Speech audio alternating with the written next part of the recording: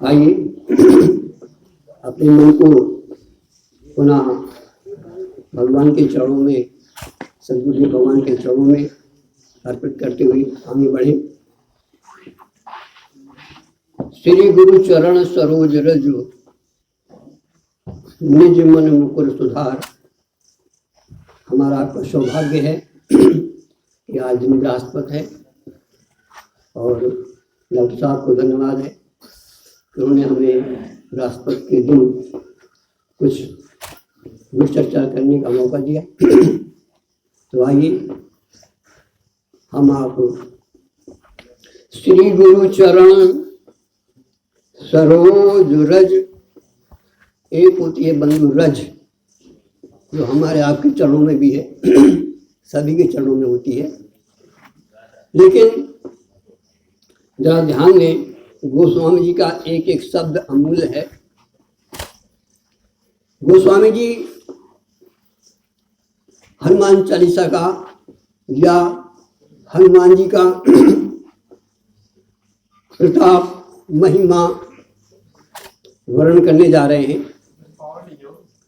इसके पहले वो गुरु के चरणों की रज को लेकर के अपने मन रूपी दर्पण में लगा करके उसको साफ करना चाहते। क्यों? हम आप चश्मा लगाए हो और उसमें धूल जमी हो, कालिक लगी हो, तो बताओ क्या हम कुछ देख सकते हैं? ऐसे अंधा। तो हम आप इस समय अंधे के रूप में बैठे हुए हैं। क्यों? कि हमारे सामने सीए राम में सब दिख जानी है, लेकिन हमको क्या दिखाई दे रहा है? कालापन। क्यों? कि हमारे चश्मे में अनादिकाल से धूल चढ़ी हुई। तो सबसे पहला काम ये है कि हम गुरु के चरणों की रज को लेकर के उसको साफ करें। और वो भी रज कैसी है, जरा ध्यान दें। रज तो आपको मिल जाएगी, जहाँ आप बैठे वहीं पर रज है, आपके चरणों में रज है। लेकिन इस रज से हम, जो परमात्मा ने हमको मुकुर दिया है, मन रूपी दर्पण दिया है, इसको हम इसमें नहीं लगा सकते। फिर कौन सी रज चाहिए? आइए जरा गोस्वामी जी के पास। वो क्या कह रहे हैं? श्री गुरु चरण सरोज रज। कौन सी रज? सरोज। सरोज का मतलब क्या होता है? कमल। और कमल का तात्पर्य क्या होता है? कमल पानी में रहता है, लेकिन पानी उसमें नहीं रहता। ध्यान देना। तो जो हमें, जिस हम गुरु की कल्पना कर रहे हैं गोस्वामी जी, उनकी रच कैसी है जरा पहले उसको समझ लें। क्योंकि प्रारंभ हो रहा है श्री गुरु की चरण रस से। सरोज का मतलब ये है कि ऐसा गुरु, ऐसा मार्गदर्शक, ऐसा ब्रह्म जो गुरु के रूप में हमारे सामने है। और वो कैसे हैं? जैसे कमल पानी में रहता है, पानी कमल में नहीं रहता, ऐसे ही गुरु संसार में रहता है, लेकिन संसार गुरु में नहीं रहता। ऐसा गुरु जब हमारे जीवन में आते हैं और हम जब उनकी रज को लेकर के अपने मन रूपी दर्पण में लगाते हैं, तभी हम सारे संसार को सीए राम के रूप में देख सकते हैं। आइए बंधुओं, हम आप भी प्रयास करें ऐसे गुरु की कल्पना करते हुए, उनकी चरण रज को लेते हुए अपने मन रूपी मुकुर को साफ करते हुए आगे बढ़ने का प्रयास करें। श्री गुरु चरण, ध्यान दीजिए, एक एक शब्द अमूल्य है यदि आप समझ सकें और जीवन में ला सकें। श्री गुरु चरण सरोज रज निज मन मुकुर सुधार। ये क्या हुआ? जब हमारा मन साफ हुआ तो गोस्वामी कहते हैं बस मेरे अंदर एक शक्ति आ गई और वर्णो रघुवर विमल यश जो दायक फल। हमने अभी पिछले गुरुवार को 4 फलों की चर्चा की थी। तो वर्णो रघुवर विमल यश, स्वामी जी भगवान का चरित्र, भगवान का गुणगान गाना चाहते हैं, लेकिन आगे करते क्या, उसके पहले लिख रहे हैं, वर्णन कर रहे हैं हनुमान जी का और प्रयास कर रहे हैं भगवान के गुणानुवाद का। क्या आश्चर्य है। अरे भाई, हम जो है भगवान का गुणानुवाद करने जा रहे हैं तो भगवान का गुणानुवाद करिए। हनुमान चालीसा में कहीं भी आप देखोगे भगवान का गुणानुवाद नहीं मिलेगा। और क्या मिलेगा? वहां सिर्फ हनुमान जी की महिमा मिलेगी। मतलब क्या है? मतलब ये है कि जब हम आप भगवान का गुणानुवाद करने को बैठेंगे उस समय हनुमान जी का आवाहन अति आवश्यक है। और जब तक हम भगवान की चर्चा नहीं करेंगे हनुमान जी आपके पास कदापि आ नहीं सकते। और हनुमान जी का कथा में आना अनिवार्य है। क्यों?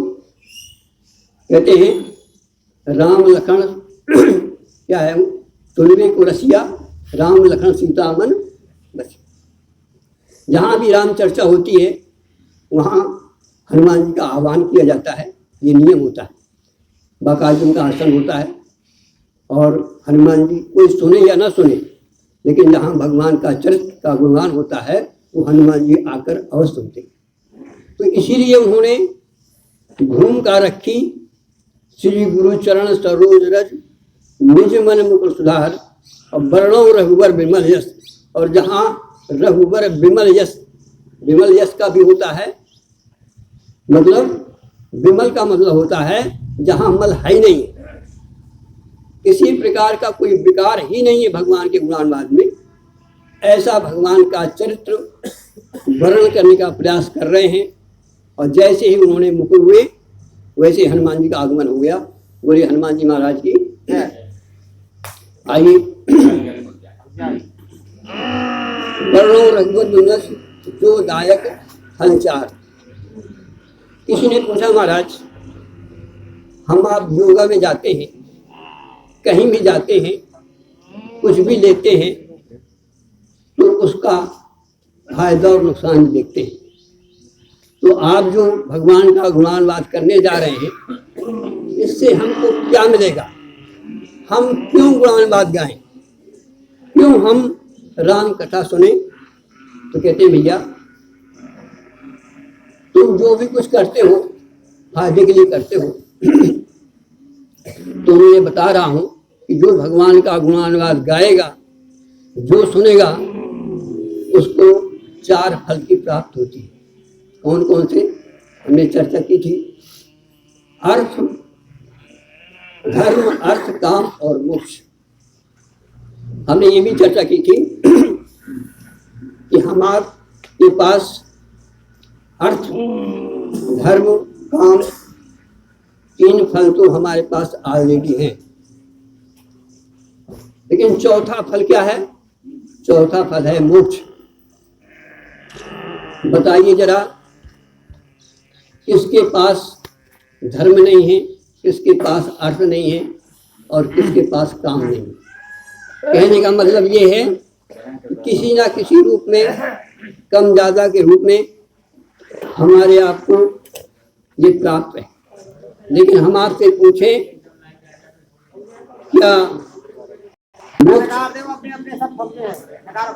क्या मोक्ष भी आपके हाथ में है?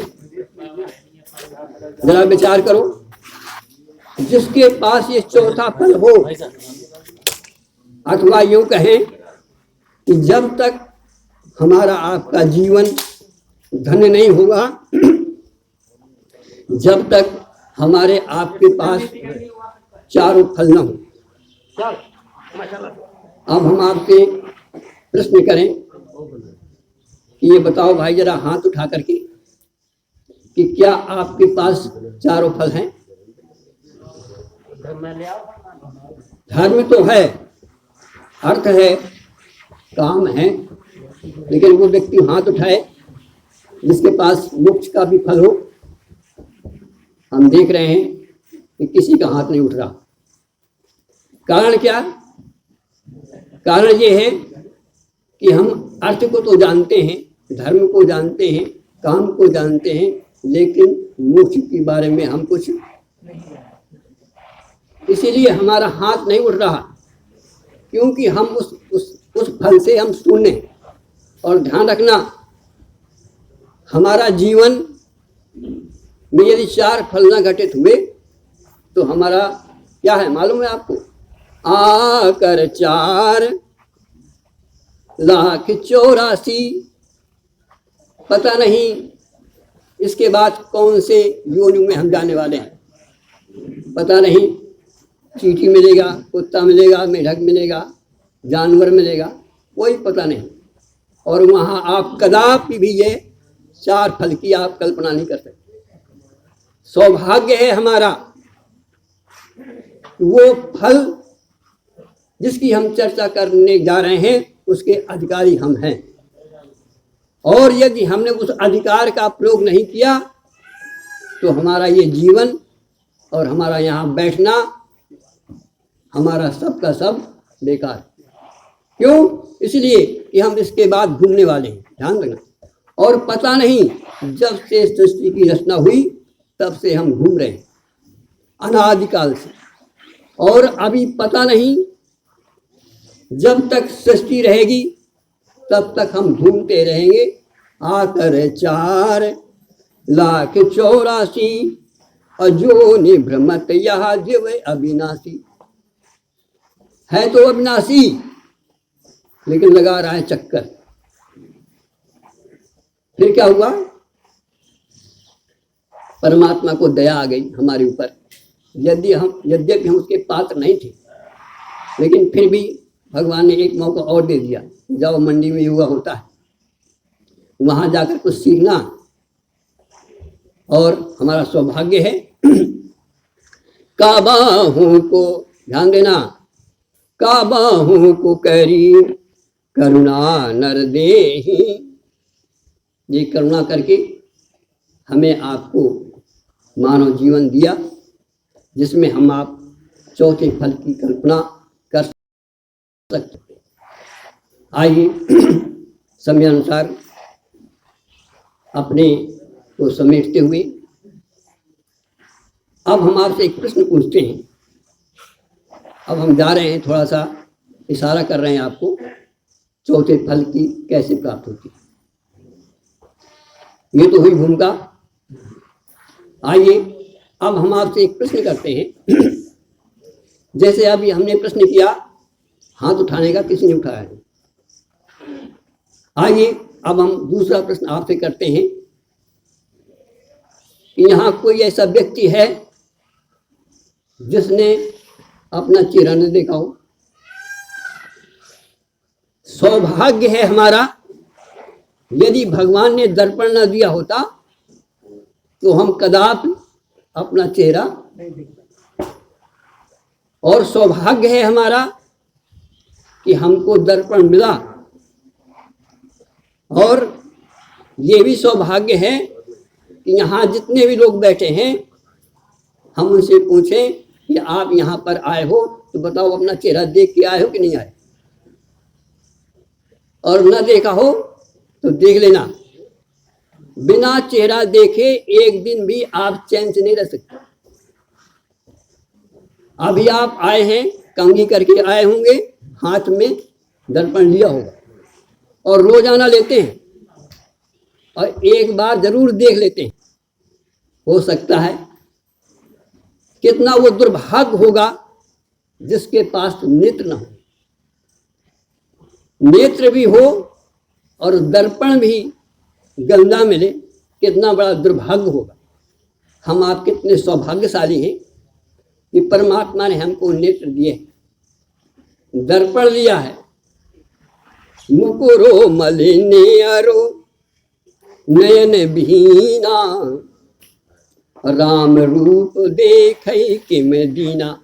कितना वो दीन होगा जो जन्मांध अंधा होगा। क्यों कि उसने कभी जीवन में अपना चेहरा